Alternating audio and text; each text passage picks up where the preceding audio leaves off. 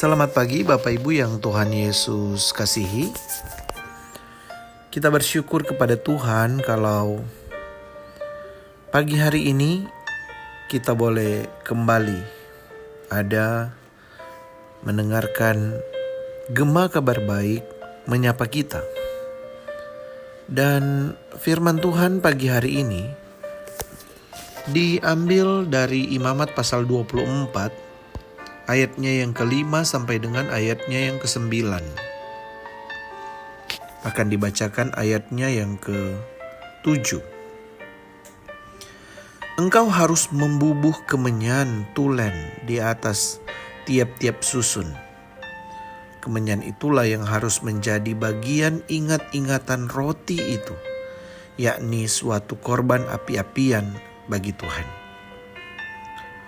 Bapak Ibu Saudara, dari bagian firman Tuhan ini, renungan Gema Kabar Baik menyapa kita yang disadur dari Santapan Harian edisi Sabtu 5 April 2025 diberi judul Hidup yang Dipersembahkan. Hidup yang dipersembahkan.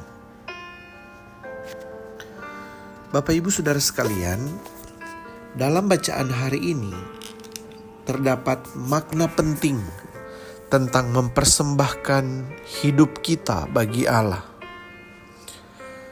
Sebagai orang yang telah ditebus dengan darah Kristus, hidup kita adalah milik Allah. Hal ini bukan hanya diketahui sebagai ajaran perjanjian baru, melainkan sudah nyata terlihat dalam roti sajian di dalam perjanjian lama. Di atas meja roti sajian yang dibuat dari emas murni di ruang kudus, selalu ada 12 roti bundar yang diletakkan di atasnya dalam 2 susun. Kemenyan murni harus dibubuhkan di atas tiap-tiap susun, dan kemenyan itulah yang harus menjadi bagian peringatan dari roti itu, suatu kurban oleh api bagi Tuhan, seperti yang kita baca pagi ini. Setiap Sabat, roti itu harus diatur di hadapan Tuhan. Roti yang lama adalah untuk Harun dan keturunannya, dan mereka harus memakannya di suatu tempat yang kudus, sebab itulah bagian maha kudus baginya dari segala kurban oleh api bagi Tuhan. Bapak Ibu Saudara, 12 roti bundar yang dipersembahkan mewakili 12 suku Israel. Roti yang disajikan tidak dibakar. Jadi supaya dapat dipersembahkan kepada Tuhan, maka di atas setiap susun roti yang masing-masing terdiri dari 6 roti bundar dibubuhkan kemenyan murni. Kemenyan inilah yang menjadi kurban api bagi Tuhan. Hal ini melambangkan bahwa 12 suku Israel dipersembahkan kepada Tuhan.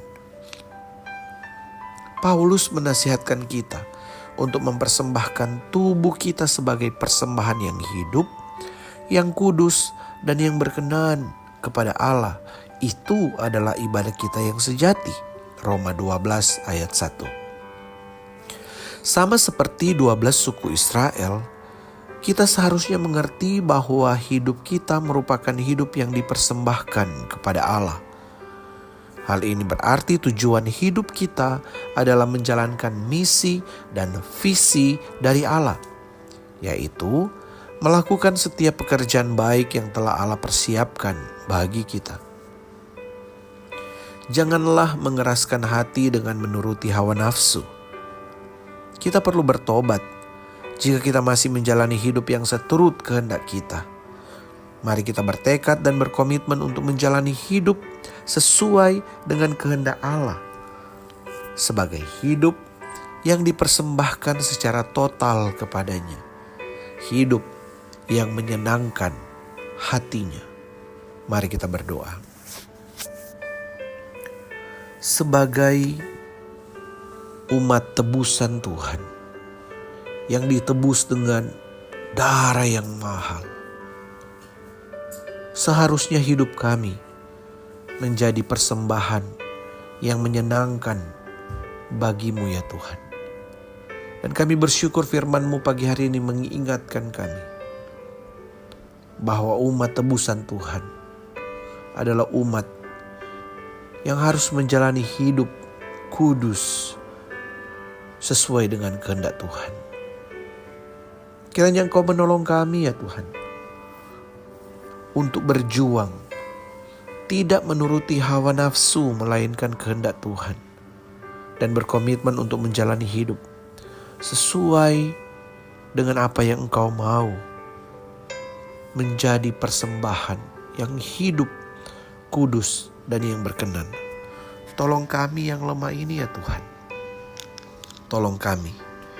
Demi nama Tuhan Yesus Kristus kami berdoa. Amin. Bapak Ibu Saudara, selamat menjalani hidup yang berkenan dan menyenangkan Tuhan. Hidup yang dipersembahkan kepada Tuhan.